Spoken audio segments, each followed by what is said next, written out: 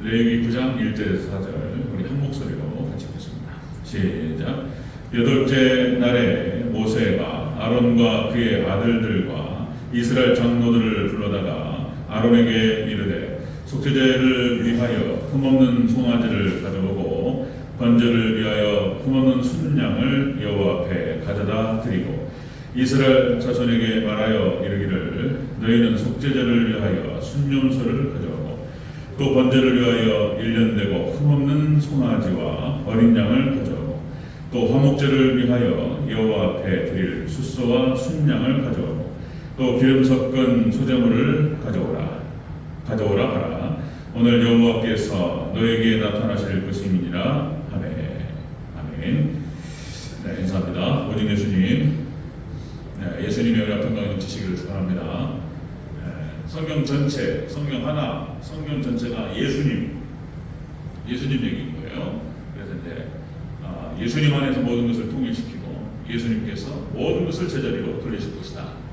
그 얘기를 하는 것이 바로 성경 이야기가 되겠습니다. 성경 전체는 그래서 제가 이제 그런 표현을 썼는데 프랙탈 이론 뭐 이런 표현을 쓰면서 부분 안에 전체가 담겨 있다.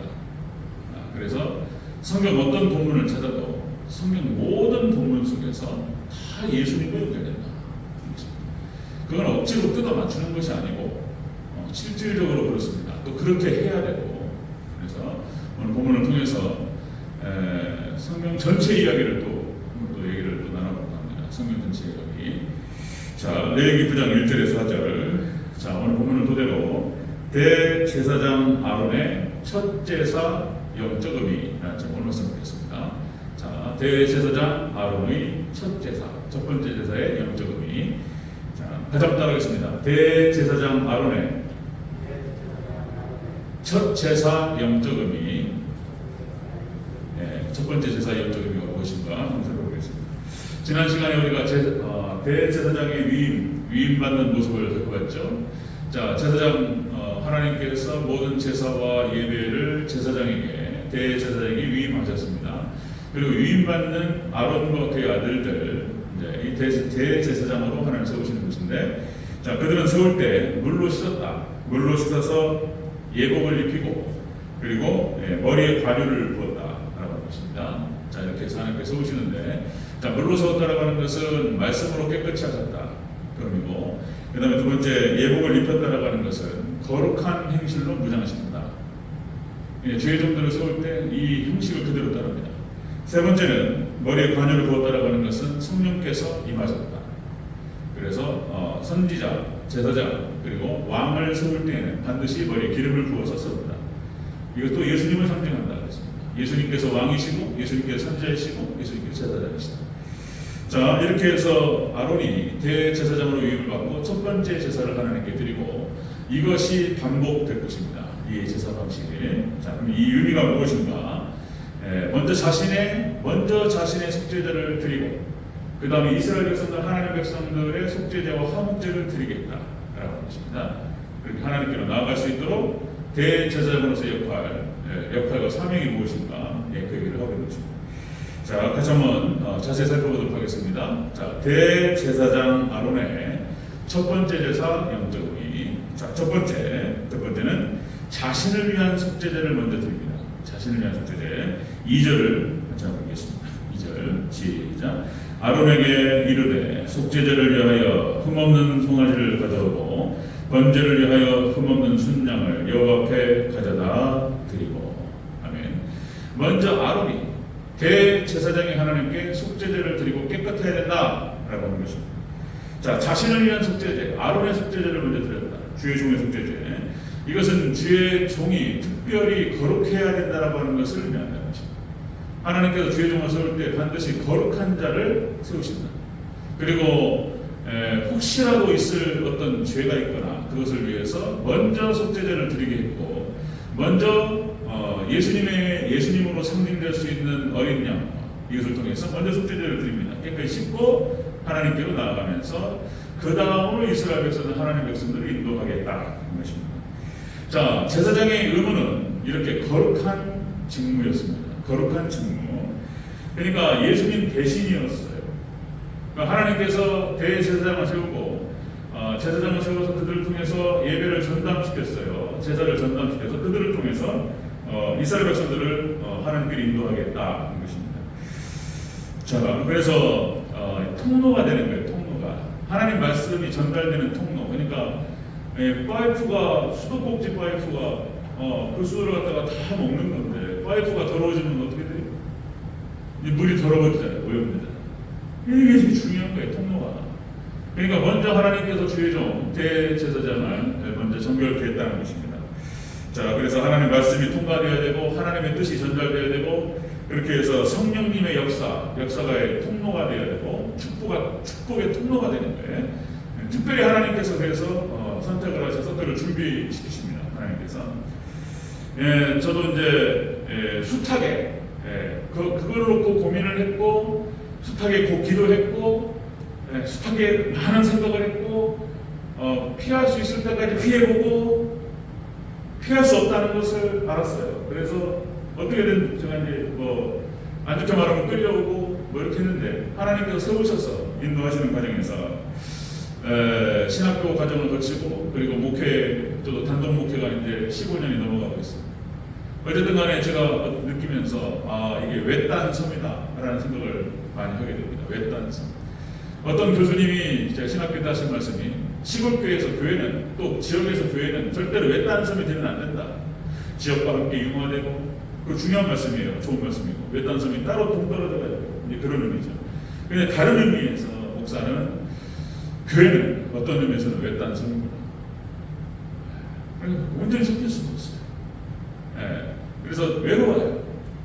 외롭고 온전히 하나가 되기 어려워요. 외딴 섬으로 동떨어져 가지고 그렇게 더욱더 거룩해야 되기 때문에 흠결이 있으면 안 되고 또 그 흠이 드러나면 안 되고 이런 거예요. 외딴 섬에 대해서 예수님께서도 그렇게 십자가의 길을 걸어가셨고 그 십자가의 길은 외롭고 무거웠던 길이었다 이렇게 얘기하죠. 예수님이 그 길은 외롭고 무거웠던 길이었다. 이 길을 따라가는 입장에서 참 외롭다. 정말 무겁다. 그런 생각들을 많이 하게 됩니다. 천하보다 귀한 영혼 이런 표현을 쓰죠. 그 한 영혼이 예수님께서 하신 표현이에요. 한 영혼이 천하보다 귀하다. 천하보다 귀하다. 하늘보다 지구보다 귀하다. 이런 거예요.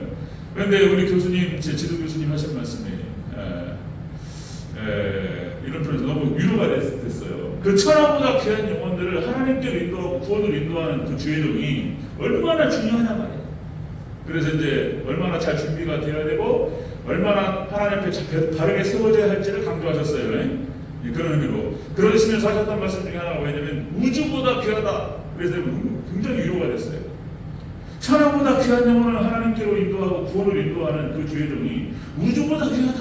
이렇게 말씀을 해주시더라고요. 위로가 되더라고요. 그렇구나. 요즘 지금 하도 말씀을 떠나고 개교의 시대가 와가지고 교회가 막 세속화되고 이러다 보니까 주의종이 그냥 땅바닥에 깔려가지고 지금 발표는 이 시대 가운데에서 그렇구나. 주의종의 의미가 무엇인가, 가치가 무엇인가 다시 한번 생각했죠. 하나님께 특별히 선택하셔서 귀 쓰는 그릇으로 하나님 분별하셨어요. 아론을 선택하시고 대제사장으로 세우시고 레위 지파를 세우셔서 그들을 통해서 예배를 주관하고 제사를 주관하게 하셨다. 특별히 선택된 백성이고 그리고 귀하게 쓰는 그릇이다. 여러분 느끼지만 사람으로서 인간으로서 죄인이죠. 죄인으로 태어나고 사람으로 태어나서 이 일을 감당한다고 하는 것이 이 정도로 귀하고 가치 있고 의미 있고 영광스러운 일이 없어요. 아론의 아들로 태어나서 아론의 자손으로 태어나서 이 일을 감당한다는 것이 얼마나 영광스러운 일인지. 그런데 한편에서는 너무 부담스럽고 이게 돈이 된다라고 하는 것이 앞에 서가지고 제대로 감당하면 영광인데 이게 제대로 못하면 저주가 돼요. 얼마나 부담스럽고 또 외롭고 힘든 것인지 많은 것들을 생각해 보게 됩니다. 자, 다시요. 하나님 예수님께서 제자들에게 위임하시면서 마태복음 28장 19절 20절 위임 명령, 예수님께서 하셨던 그 사역과 그 역할을 제자들에게 대신 인계하시면서 너희는 가서 제자를 삼고 세례를 주고 가르쳐라. 그리고 하고 지키게 하라. 예수님 하신 말씀이에요. 지키게 하는 거예요. 그럼 제가 다시 무슨 뭐 율법주의를 말하는 게 아니에요. 행위구원을 말하는 게 아니에요. 말씀에 순종하는 사람들을 세워라. 믿음의 백성들을 세워서 그 말씀을 지켜 행하는 자를 세워라. 지키라고, 지키게 하라. 행위구원을 말하는 게 아니고 믿음, 오직 믿음이에요. 오직 예수님 믿는 믿음으로 구원을 받고 예수님을 따라서 살아가는 거예요. 지키게 하라 이렇게 말씀하셨어요. 이게 얼마나 어려운 일인지 제가 할 때마다 계속, 지금도 계속 느끼는 거예요. 이게 어려운 일이구나. 모세가 얼마나 힘들었는지, 모세가 40년 광야를 끌면서 얼마나 어려웠는지, 여호수아도 마찬가지예요. 그죠? 사도들도 얼마나 힘들었는지, 저기 사사 시대 때 사사들, 그죠? 하나님께서 구원자로 보내셔서 사사의 삶이라고 하는 것이 그렇게 외롭고 힘들고, 어려운 그런 직분이었습니다. 뭐 선지자도 마찬가지예요. 이게 뭐라고 할까요? 하나님의 은혜가 넘치면 존경받고 사랑받고 이런 거예요. 하나님의 은혜가 넘쳐서 하나님 지배하시고 부흥의 시대 때 선지자 사도는 그렇게 존경받고 사랑받는 그런 위치인데, 타락의 시대에 이게 하다 보니까 이게 선자로서 살아간다라고 하는 것이 고통스러워요. 고난의 연속이고 돌 맞아요, 돌. 이빨은 소리 했다가 그렇게 하면 안 된다고 큰일 나요. 이게. 선지자로 살아간다는 것이, 사도로 살아간다는 것이 너무나 부담스럽고 영광스러운 얘기는 하지만, 예수님과 함께 영광도 받지만 예수님과 함께 고난도 받아야 되는 것이 이 길이구나 하는 것들을 생각해 보게 됩니다. 자, 그런데 역시 다시 힘을 얻고 가는 것은 예수님께서 하신 말씀이에요. 하나님께서 모세에게 주셨던 그 약속이에요. 약속. 그거 하나 붙들고 가는 거예요. 하나님께서 모세를 부르실 때 하셨던 그 약속인 거예요. 내가 너와 함께 한다는 거예요. 내가 너와 함께하면 네가 저러나 오르나 치치지 아니야. 네 상황을 감당할 수 있도록 돕겠다는 하나님께서. 모세가 그거 하나 붙들고 가요. 근데 하나님께서 모세에게 하셨던 그 약속을 지켜주셨어요. 자, 예수님께서 제자들을 부르셔서 세우셨어요. 위임하시고. 그리고 보내시는 거예요. 마태복음 10장. 그래서 그 약속 하나 붙들고 가는 거예요. 힘들고 어렵지만은 그 의미가 그렇다는 거예요. 의미가. 예수님께서 그렇게 말씀하셨어요. 너희를 영접하는 자는 나를 영접하는 것이고, 나를 영접하는 것이고 하나님을 영접하는 것이다. 너희를 영접하지 않는 자는 나를 영접하지 않는 것이고, 나를 영접하지 않는 것은 하나님을 영접하지 않는 것이다. 자, 너희들 하늘에 나는 참새 하나도 하나님께서 허락지 않으시면 땅에 떨어지지 않는다. 너희들은 참새보다 귀하다. 제자들에게 하신 말씀이에요. 제자들에게. 자, 그리고 너희에게 냉수 한 그릇이라도 대접하는 자는 내가 결단코 내가 상을 반드시 그에게 주리라. 이런 말씀입니다. 그거 하나 듣고 저도 마찬가지예요. 어렵고 힘들고 외롭고 이럴 때가 많지만 영광스럽고, 한편에서는 영광스럽고 한편에서는 힘들고 이런 건데, 약속 하나 붙들고 가는 거예요. 하나님이 약속하셨기 때문에 제가 뭘 믿고 가겠습니까? 그냥 하나님 바라보고 예수님 바라보고 주님 바라보고 약속하셨던 그 말씀 약속 붙들고 가는 거예요. 그냥 가는 거예요. 영광스럽죠. 자, 에베소서 4장 11절 12절 말씀에서, 에베소서에서 얘기해 준 거죠. 어떤 사람은 사도로, 어떤 사람은 선자로, 어떤 사람은 복음 전하는 자로, 어떤 사람은 목사와 교사로 세우셨으니. 그 이유는 무엇이냐면 이는 성도를 온전하게 하며 봉사의 일을 하게 하며 그리스도의 몸을 세우려 합니다. 교회를 세우기 위해서, 교회를 반듯하게 세우기 위해서 하나님께서 사도와 선지자, 복음 전하는 자, 목사와 교사로 주셨다는 거예요. 이것이 얼마나 영광스럽고 귀한 일인지 저는 할 때마다 느껴요. 할 때마다 내가 이게 지금 이 은혜가 무엇인가 너무 감사하고 감격하고, 그런데 또 한편 돌아서면 또 이게 부담되고 어렵고 힘들고 같이 있어. 이게 함께 있는 거예요. 이게 양면이에요. 고난과 영광은 떨어질 수가 없는 거예요. 죄종의 길도 마찬가지고 성도의 삶도 마찬가지입니다. 영광과 고난이 같이 있어요. 떨어지면 이상한 거예요. 너무나 감사하고 영광스럽습니다. 사람이 할 수 없어요, 이 일을. 그러나 다시 말씀드리면 하나님 바라고 약속 바라고 하나님 의지하고 하는 건데요. 지금 아론이 이 대제사장으로서 위임을 받고 첫 번째 제사를 드리고 자신을 정결하게 먼저 그것을 하지 않으면 이 일을 감당할 수가 없어요. 그러니까 참 힘든 일이에요. 여러분들 저를 위해서 기도 많이 해주시기 바랍니다. 아멘. 주의 종을 위해서 기도하셔야 돼요. 꼭 저뿐만 아니라 여기 때리면 흩어져 버려요. 목자를 치면 양은 흩어지게 돼 있어요. 교회 깨져버립니다. 여기가 무너지면 제가 무너지고 제가 흔들리면 교회 전체가 흔들려버려요. 이게 쫙 저를 기도를 해주셔야 돼요. 우리 70대 이상 권사님들 마찬가지, 밑에 우리 권사님들 정말 다 마찬가지지만 어머니들 저기에서 기도 많이 해주시고 아멘. 그런 거예요. 대제사장 아론의 첫 번째 제사의 영적 의미가 뭐냐 말이에요. 그것은 주의 종으로서 먼저 자신을 정결케 해야 되는 사명이 있어요. 이런 거. 자, 두 번째 보겠습니다. 자, 대제사장 아론의 첫 번째 제사 영적 의미. 두 번째는 자, 이스라엘 자손을 속죄제와 번제로 인도합니다. 자, 3절을 다시 한번 읽겠습니다. 3절 시작. 이스라엘 자손에게 말하여 이르기를 너희는 속죄제를 위하여 순년소를 가져오고 또 번제를 위하여 1년 되고 흠없는 송아지와 어린 양을 가져오고. 아멘. 이스라엘 자손, 첫 번째는 아론 자신을 위해서 속죄제, 두 번째는 이스라엘 자손들, 이스라엘 하나님 백성들을 위한 속죄제와 번제를 드리겠습니다. 자, 이것이 무엇이냐면, 자, 아론이 위임을 받고 첫 번째 했던 것이 자신을 위한 속죄제였고, 두 번째가 하나님 백성 이스라엘 자손들을 예배로 인도하는 거였습니다. 하나님께 번제와 속죄제로 인도하는 것이 이것이 사명인 것이 예배로 인도하는 것이.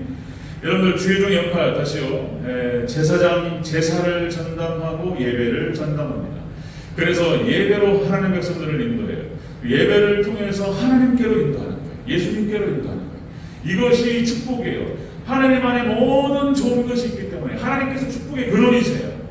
그래서 하나님을 가까이 하는 자는 복을 받아요. 말씀을 가까이 하는 자가 복을 받아요. 하나님께 가까이 나아갈수록 죄와 멀어지는 거예요. 그렇죠? 그래서 하나님께, 그래서 모세가 받았던 사명, 선지자들이 받았던 사명, 사도들이 받았던 사사, 이스라엘의 사사들이 받았던 사명 다 똑같아요. 그렇죠? 하나님께로 인도하는 거예요. 모세가 이스라엘 백성들을 이끌고 가나안 땅으로 인도해요. 천국을 인도해요. 그렇죠? 여호수아가 하나님 백성들을 가나안 정복 전쟁을 치르면서 그 천국을 정복해 들어가요. 이스라엘이 바닥으로 떨어졌을 때 사사를 보내서 사사들이 이스라엘 백성들을 회개시켜서 다시 하나님께로 끌고 올라가요. 선지자 역할과 사도 역할을 다 똑같아요. 그렇게 했다는 거죠. 자, 여러분들 요한복음 21장 베드로에게 예수님께서 부활하신 예수님께서 베드로를 찾아오셨어요. 그리고 요한복음 21장에서 그렇게 말씀하셨어요. 요한의 아들 시몬아 네가 나를 사랑하느냐 3번 물으시고 그리고 베드로에게 사명을 맡기셨어요. 내 양을 먹이라, 내 양을 치라, 내 양을 먹이라. 그리고 너는 앞으로 네가 원치 않는 것으로 너를 데려가리라. 베드로가 어떠한 모습으로, 어떠한 죽음으로 하나님께 영광을 올려드릴 것을 말씀하십니다. 순교로 마치는 거예요. 자, 그러면서 평생을 베드로는 주의 종을 상징적으로 보여주고 있고요. 평생을 말씀의 꼴을 내 양을 먹이라, 내 양을 치라. 평생이 할 일인 거예요. 내 양을 먹이라. 이렇게 말씀하셨어요. 자, 여러분들 다시요. 우리 하나님 백성들, 믿음의 백성들의 모든 문제들이 많죠. 이 땅에서. 또다시 강조 말씀드리면 이 땅에서 하나님 백성들의 모든 문제를 해결하시는 하나님의 방식이 바로 예배다는 예배. 창세기 35장 베델에 가서 단을 쌓아. 단을 쌓는 거예요. 하나님의 모든 어려움을 하나님 걷어내 주시고 이게 하나님의 방식이라는 거예요. 하나님 백성들의 모든 문제를 해결할 수 있는 방식은 첫 번째가 하나님께 단을 쌓고 예배를 드리는 거예요. 그럼 하나님께서 찾아오셔서 하나님께 역사하시기 시작하셔요. 자, 그래서 여러분들 단순하게 새벽에 간단하게 예배를 기도가 목적이기 때문에 예배를 말씀을 좀 줄여서 얘기하지만 새벽 예배 그거 단순한 15분짜리 20분짜리 예배 한 번 드리는 것도 여러분들 엄청난 하나님의 축복의 사건인 줄로 믿습니다. 여러분들 단순하게 제가 아무렇게나 하지 않고 새벽 예배 10분짜리 잠깐 예배 말씀을 전한다 하더라도 그거 설명 붙이면요 완벽한 설명만 나오는 거예요. 제가 정말 엑기스만 뼈다 깎다고만 딱 해가지고 딱 전달하는데 거기서 새벽에 잠깐 10분이 안 되는 시간도 상관없어요. 하나님 메시지가 딱 들리면 그 말씀을 듣고 기도하는 거 이러면 이것이 은혜이고 영광인 줄로 믿습니다. 이것이 쌓이면요, 안 쌓여도 그 한순간 한순간 불어는 그 말씀이 역사돼요. 그래가지고 이것이 은혜가 되고, 이것이 믿음이 되고, 이것이 능력이 되고, 이것이 축복이 되고, 이렇게 되는 거예요. 이게 하나 사건인 거예요. 하나님께서는 영과 진리로 하나님께 예비하는 자들을 찾으신다는 거예요. 하나님께 지금 이 시간, 이 순간에 춥고 뭐 비도 오고 좀 뭐 음침하고 이런데 집에서 쉬면 얼마나 좋아요. 수요일에 이 시간에 앉아 있는 거, 여러분 말씀 같이 나눌 수 있는 거, 이것이 축복이고 영광인 줄 믿습니다. 하나님께서 쫙 불러보시다가 여기에 꽂히시는 거예요. 그리고 이 사람들을 통해서 하나님께서 영광스러운 교회를 세우세요. 영혼들을 구원하시고 모든 축복 여러분들 떨어져요. 자, 여러분들 시편 23편, 이스라엘의 시라고 이렇게 얘기하죠. 시편 23편. 여호와는 나의 목자시니 내게 부족함이 없으리로다. 네. 주의 지팡이와 막대가 나를 안위하시나이다. 그죠? 그렇게 해서 이스라엘 백성들을 하나님께서, 예수님께서 목자가 되셔서 푸른 초장과 맑은 물결에 들어가시다. 이게 상징적인 얘기고 비유하죠. 일반은 총세계를 가지고 지금 하나님께서 하나님을 어떻게 인도하시는가를 설명하시는 거예요. 목자 되신 하나님께서, 예수님께서 이스라엘 백성들을 이렇게 이끌어요. 양을. 그래서 푸른 초장 맑은 물결에 들어가요. 그러니까 하나님께로 인도하고 말씀으로 인도하는 거예요. 말씀으로. 그것이 바로 베드로에게 주셨던 사명이고. 자, 에스겔서 34장 23절. 에스겔서 34장 23절 이렇게 표현합니다. 내가 한 목자를 그들 위에 세워 먹이게 하리니 그는 내 종 다윗이라. 그가 그들을 먹이고 그들의 목자가 될지라. 에스겔에서 이스라엘이 망해버렸어요. 에스겔이 활동했던 그 지역은 어디였냐면 바벨론이었어요. 에스겔도 똑같이 바벨론 포로로 끌려갔어요. 에스겔이 살겠던 곳은 70년 동안 거기 포로로 있으면서 70년 동안 포로 생활하는 가운데 농사를 짓고 거기 정착해야 돼요. 그래서 거기 끌려간 이스라엘 백성들을 향해서 말씀을 전달했던 그 선지자가 바로 에스겔이었어요. 에스겔. 하나님께서는 반드시 회복시키실 것이다. 이 메시지를 전달하는 거예요. 자, 그런데 에스겔서에서 이렇게 표현하는 거예요. 에스겔. 목자가 없었기 때문에 니네가 망해버렸다는 거예요. 목자가 없으면 망하는 거예요. 목자가 잘못 세워지면 망하는 거예요. 거짓 선자들이 판을 쳤어요. 이스라엘. 그래가지고 망해버렸어요. 거짓 선자들이 판을 쳤고 잘못된 메시지를 전했고 목자가 없었어요. 그래서 망했어요.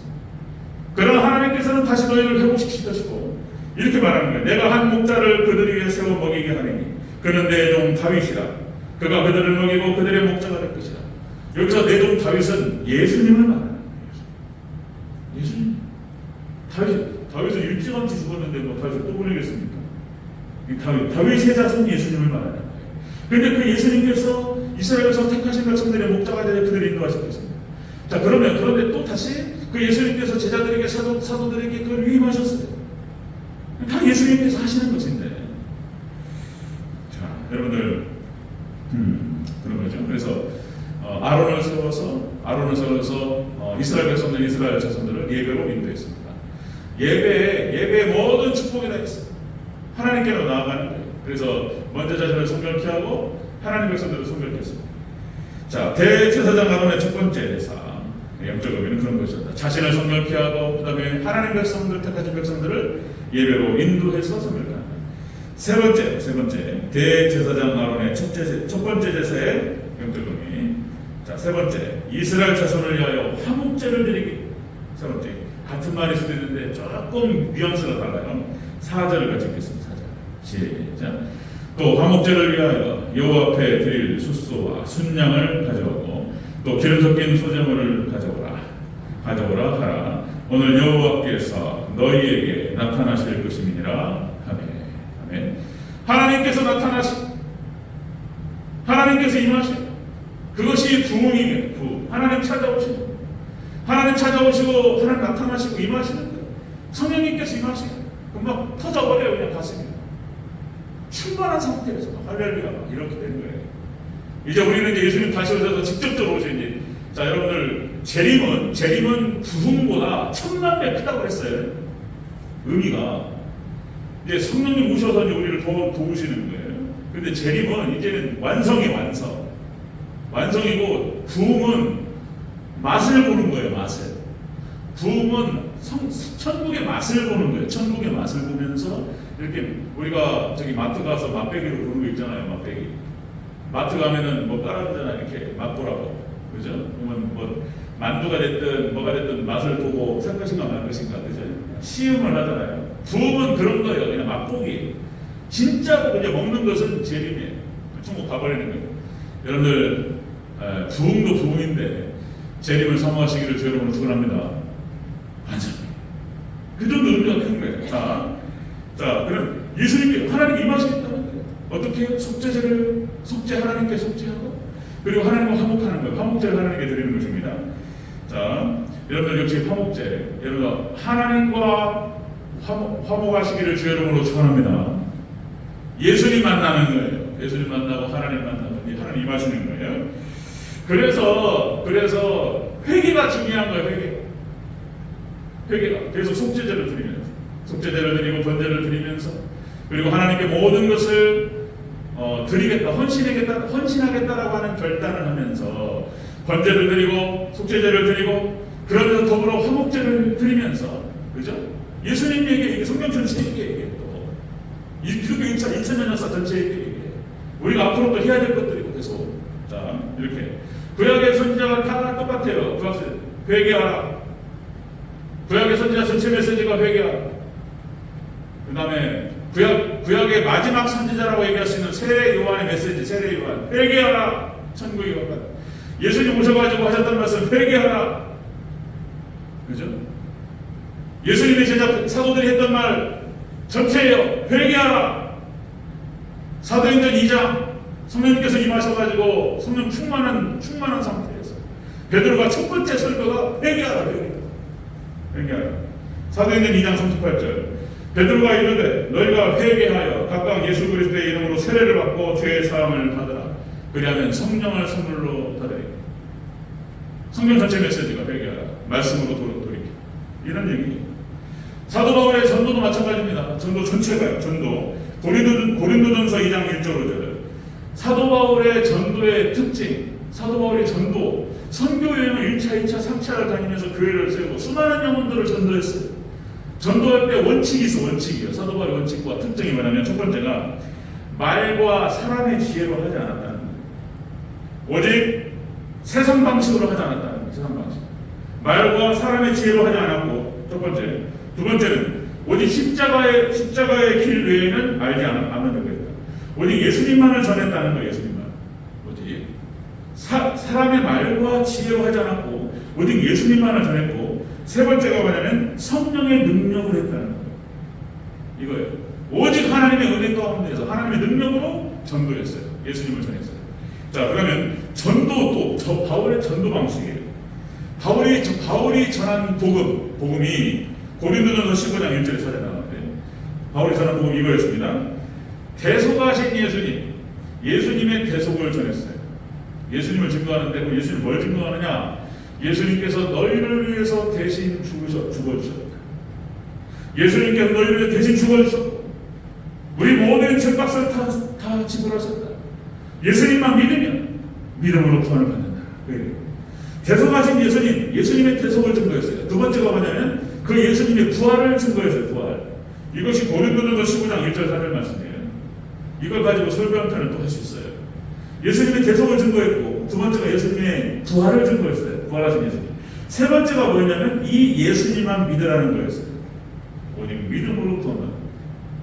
예수님의 사도 바울의 전도였어요. 전도의 특징이었고 사도 바울이 전했던 복음의 특징이었습니다. 자, 우리 지난 시간에 우리가 주일날 오전 시간에 나눴지만 하나님 백성들, 그러니까 모든 장수의 비결이 무엇이냐?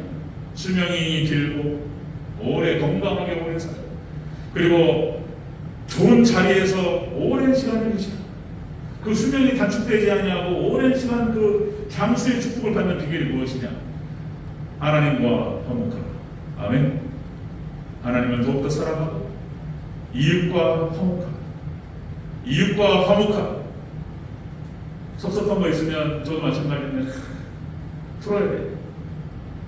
용서할 건 용서하고 사과할 건 사과하고, 그리고 하나님과 화목하고 사람과 화목하고.